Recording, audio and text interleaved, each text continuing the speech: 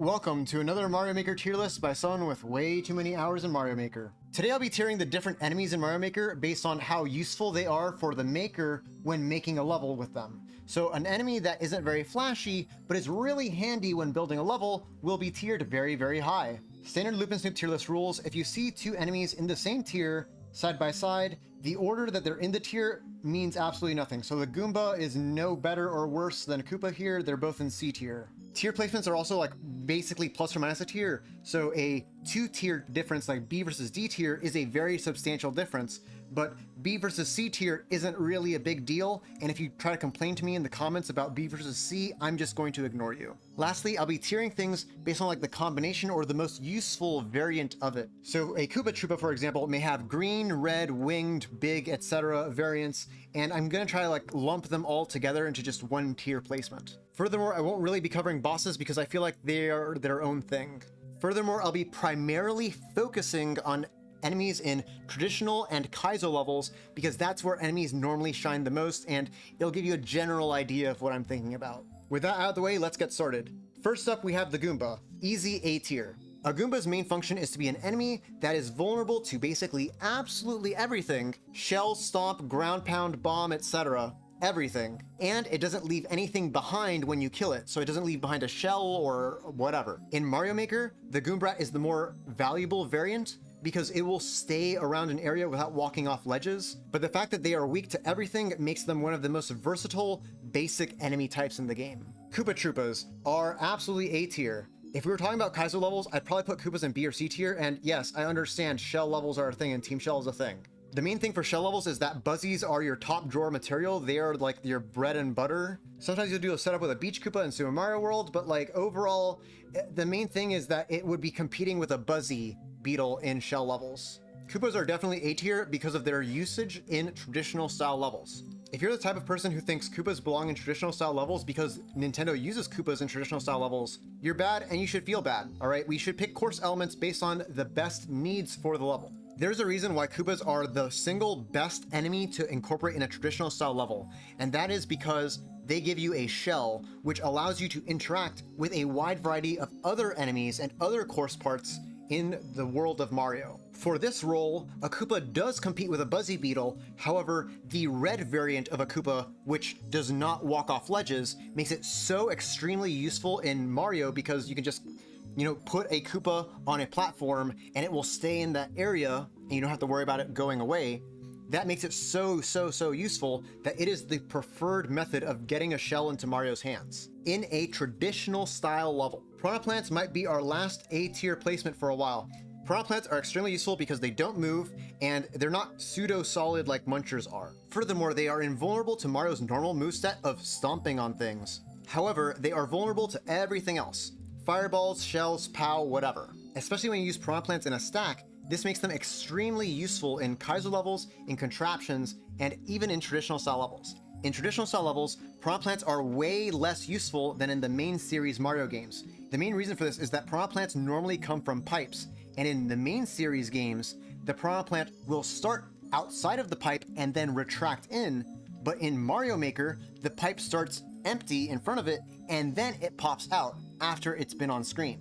This may sound like a minor detail, but it's a huge deal when you're building a traditional style level because it sets up an obstacle that kind of baits the player into getting hit. As a result, Piranha Plants are way less useful in traditional style levels. They're just so handy in Kaizo levels, especially because you can set up a Z-spin off of a stationary target with them. Dry Bones are pretty handy. A Dry Bones is a Koopa that won't die under normal circumstances when he's stomped. A Dry Bones allows you to set up a bounce off of an enemy that is mandatory for your level without soft locking the player if they bounce from the enemy and then miss the platform that they're supposed to bounce to. While you can use a respawning mechanism, a Dry Bones has that built in. In Kaizo levels, big Dry Bones also allow you to set up ground pounds, and winged Dry Bones have a very nice flight pattern similar to red Koopas, where they just go straight up and down. Fish Bones are pretty good in water levels. They basically patrol an area and chase after Mario if they see him. However, they cannot stack and water levels are not very common. On land, fish bones are pretty bad. You can't stack them and they instantly die the moment they hit the ground. This is useful for some clean, automatic power down setups. However, the fact that you can't stack it and it's really hard to really work with it, like It's an F tier or like maybe D tier, depending on how bad F tier winds up being.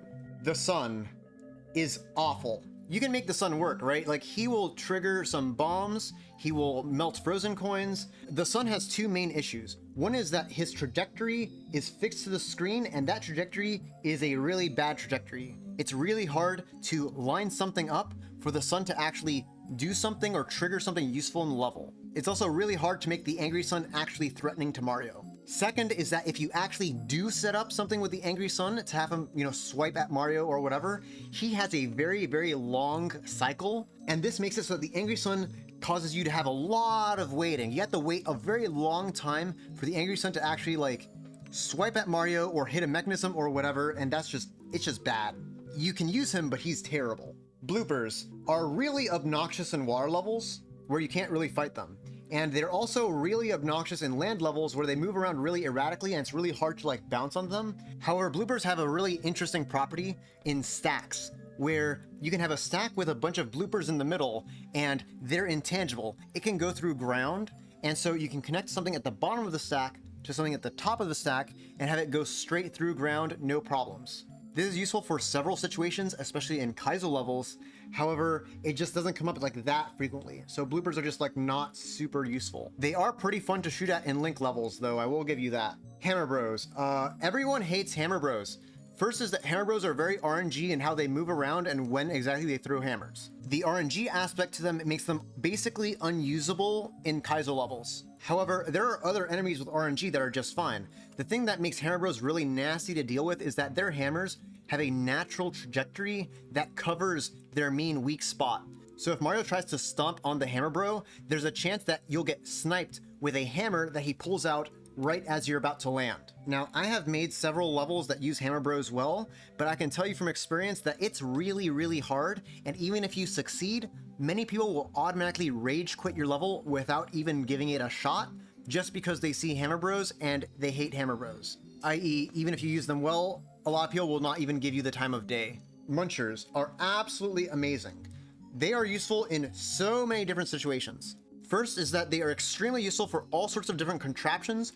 They don't move on their own, they only fall with gravity, and they can crush things. They can also activate P-switches or immediately destroy bombs. Like in general, they're just so useful for contraptions that go into any sort of level. Just on that, I have to give them S tier. Additionally, Munchers are really good for stacks because they stay still and they're only really vulnerable to POW blocks. This allows you to pin down a wide variety of enemies when you just don't want that enemy's movement behavior. So it's a very, very good support. Lastly, Munchers are very frequently used as carpets in Kaizo levels, as a replacement for spikes, mostly because Munchers look better. Based on everything here, Munchers are an easy S tier.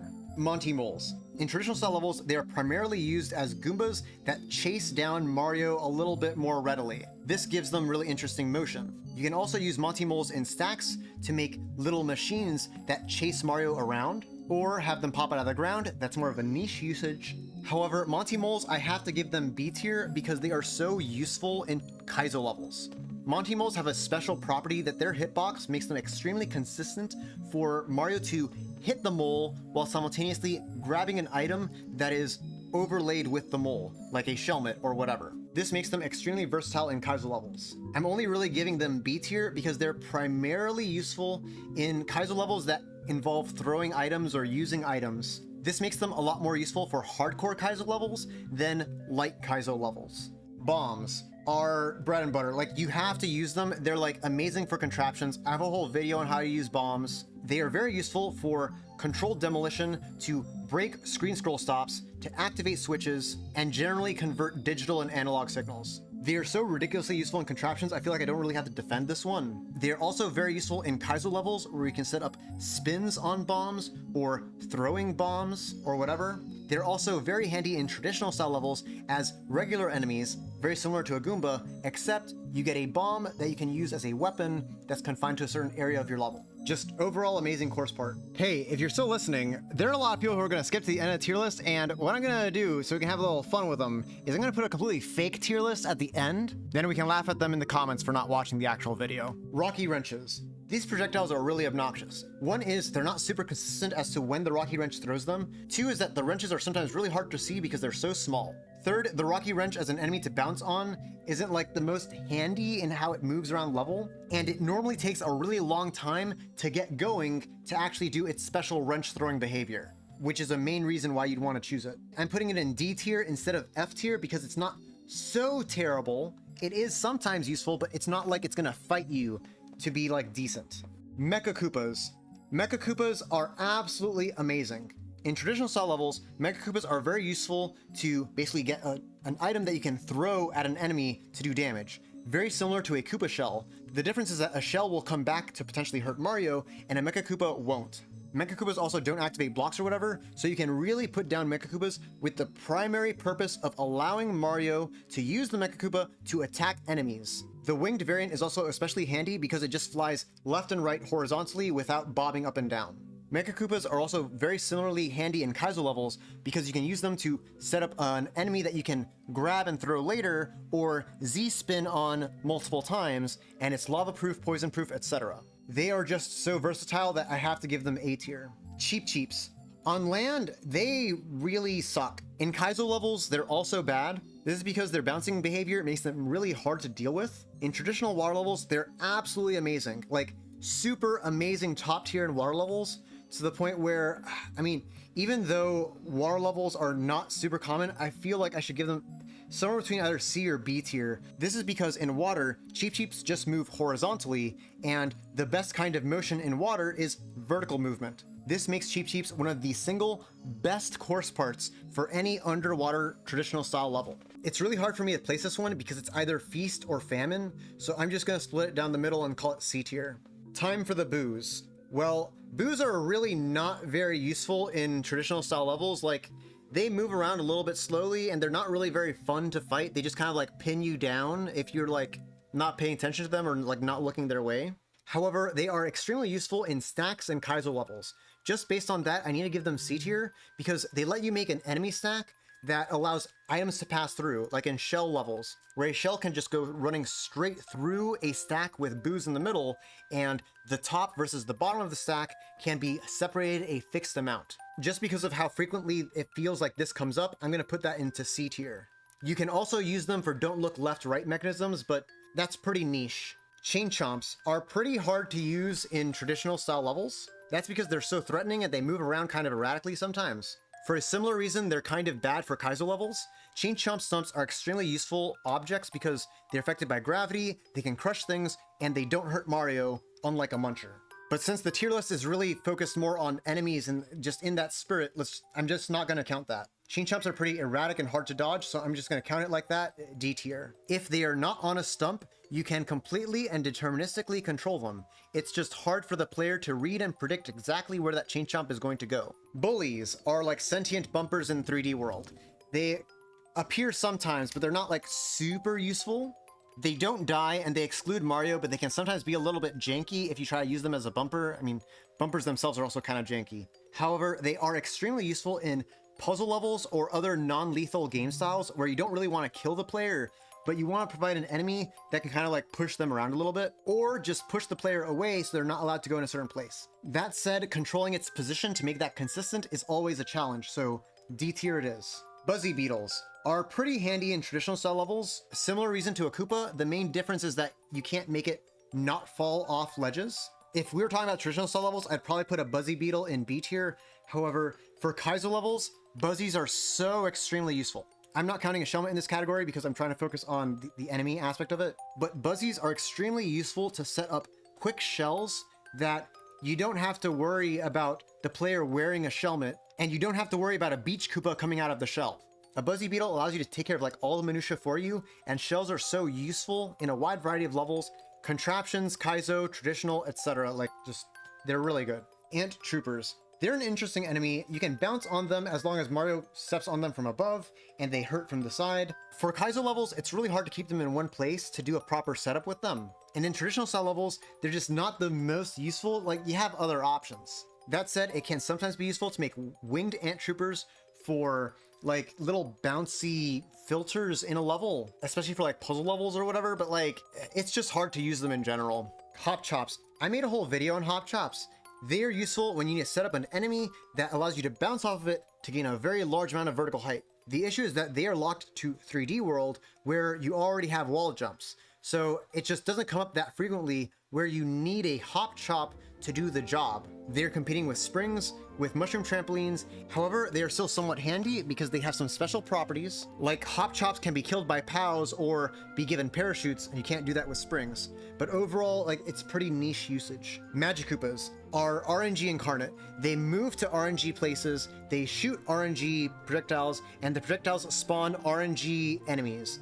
They are extremely difficult to use and will fight you so hard when you try to build a level with them. The fact that they also break blocks means that they also further restrict your level because you don't know exactly what blocks the Magikoopa is going to break, because if it breaks a block that, you know, could advance the screen or give Mario a lot of progress, or maybe give Mario a mushroom that you weren't expecting for him to have, this could spell doom for your level. The amount of care you need to build a level with a Magikoopa in it and make it be good is just not worth it. Shoe Goomba, I'm gonna count that as a power-up. You don't really ever use it as an enemy. You only really use it as a way to make a simple enemy that provides a power-up. Outside of story mode, I don't think I've ever seen a traditional style level use an optional boot before. You just don't count here because people are going to use you as a power-up and not as an actual enemy. Lackatoo. The Lackatoo Cloud is going to be in the power-up tier list. I'm not going to count the Lackatoo Cloud. So Lackatoo as an enemy is absolutely horrendous. You're noticing the trend with RNG enemies. Lackatoo does have an AI that you can use to, in effect, make him more consistent. However, he's extremely unpredictable. You can program Lackatoo to spawn all sorts of different enemies or powers or whatever. If whatever is inside Lackatoo is mandatory, you will very frequently be waiting an unknown amount of time for Lackatoo to actually throw you that enemy or power-up into a useful spot. The ability to grab a cloud from Lackatoo also gives a lot of cheese potential when you try to use him as an enemy. So for that reason, Lackatoo is just an easy F tier, just awful. Potobos. Potobos offer a unique challenge when building a level because you really need to indicate them. Like, it's really easy to make Potobos that will accidentally snipe the player blindly. A lot of people also have difficulty indicating that properly to make it a fair obstacle. That said, Potobos are still really handy for frozen coin mechanisms or for bomb mechanisms, just to, you know, have that fire in a controlled space. Also, winged Potobos are pretty straightforward and you can use them without much difficulty. Because Potobos are uncommon, but not actually really bad, I'm gonna put them into C tier. Piranha Creepers. Oh my god, they're just so janky. Like, if you try to set up a bounce off of Piranha Creeper, the hitbox on them, it's just tough. While their stems are indeed global ground, it's not really flush with anything, and in 3D World you have a lot of other options for global ground. That said, with Piranha Creepers, you can set up some good walls with their thorns that go away when you hit the head with like a projectile or like a bomb or whatever. You know, just based on that, maybe D tier, because they're not like absolutely horrendous. The thing is that they're mostly for levels where you have a good way of hitting the Piranha Creeper head with not Mario's boots, i.e. they pair really nicely with Cannon Hat, Boomerang, and Fireballs. Pokies are really not very useful in 2D World because you get a very similar sort of obstacle with enemy stacks or whatever. It's just kind of like cheaper. That said, Pokies have some interesting properties in night themes, but they're usually not very handy. However, in 3D World, where spike blocks are absolutely terrible because they're 2x2 blocks, Pokies are actually really, really good. I might put this in either B or C tier, probably B tier, because in 3D World Kaizo levels, it's really handy to set up an area of your level that you don't want the player to land on, but because spike blocks are 2x2 and on-off responsive, Pokies allow you to set that up with finer detail. Porky Puffer, yes, this counts as an enemy and not a boss. These are super hard to use. I've used them a couple of times before, but like, everyone hates being one-hit killed and just swallowed by this enemy that just chases you throughout the map. Even if you use a Porky Puffer well, it's a similar issue to a Hammer Bro, where people hate it so much they may automatically skip your level without really giving it a shot. Because it's not a boss, it can despawn if you run far enough away from it. This is a massive problem whenever you design a level with him, and even just one is super hard to deal with and demands so much like care in building a level. It's just, I'm putting him in F tier because he demands so much of you and the payoff can be like not really worth it. Skip Squeaks are really good for jump detectors. Winged Spiney Skip Squeaks are very good for a similar reason to Pokies in 3D World. Similar to the issue with 2x2 spike blocks, a winged Spiney Skip Squeak fills that role to make a little block where Mario's not allowed to touch without dying, which is ridiculously useful in a 3D World Kaizo level. Even if you're not actually using a Skip Squeak as an actual enemy in your level, this aspect of like a spike trap substitute is just super handy. Skip Squeaks are also generally handy enemies by their own right because they stay in place mostly and just jump vertically up and down whenever Mario jumps, which is good for both traditional style levels and Kaizo levels. Spike tops are somewhat useful. Like, you'll set up Z-spins with them sometimes in Kaizo levels, but it's usually a lot easier to set up a Z-spin off of a Spiney. It's a similar deal in traditional style levels. The ability of a spike top to walk on walls is sometimes kind of cool and interesting to set up like weird obstacles based on your terrain. It's just not really very common. A winged spike top is actually a more handy variant just because it moves across the screen straight horizontally as an obstacle that you can Z-spin off of, but unlike a winged Spiney, doesn't shoot out projectiles. So it's an enemy with a very basic, handy movement pattern that you can spin jump off of, or set up a moving stack similar to a winged Buzzy. Spike is not as useful as a Spike Ball. I might count Spike Ball as a gizmo. The main issue with Spike is that he's a little RNG in when he chooses to throw his balls. And it's really useful to make Spike Balls because Spike Balls are just such a ridiculously handy course part. The thing is that Spike is actually competing with the other spawners for Spike Balls that are maybe more consistent and a lot easier to work with, like pipes or blocks or bill blasters. That said, in some game styles, he's very good at staying put, so he's a lot easier to control. For this reason, I'm giving him a C tier. Spinies are really very, very handy.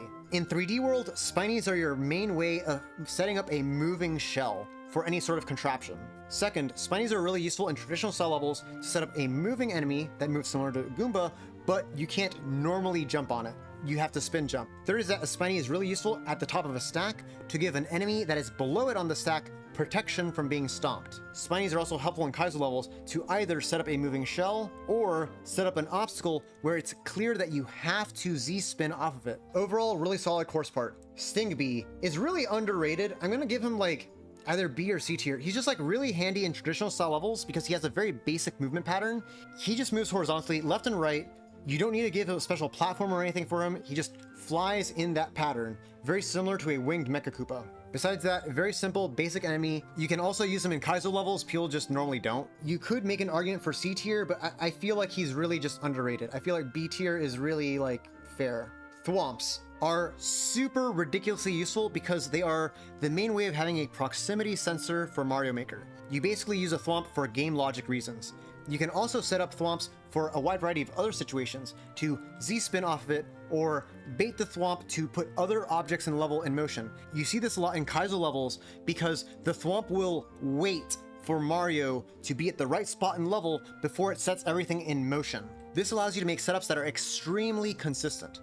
Just based on its proximity sensing ability, just S tier. Wiggler. Wiggler is actually an extremely useful course part for both traditional and Kaizo levels. It's basically when you need an enemy to bounce off of that just never dies. Kind of similar to a Dry Bones. The main difference is that a Dry Bones takes some time to revive itself, whereas a Wiggler does not. In Kaizo levels, he's like a repeatedly bounceable target that you can move around because you can stack him, you can move him around with tracks or whatever.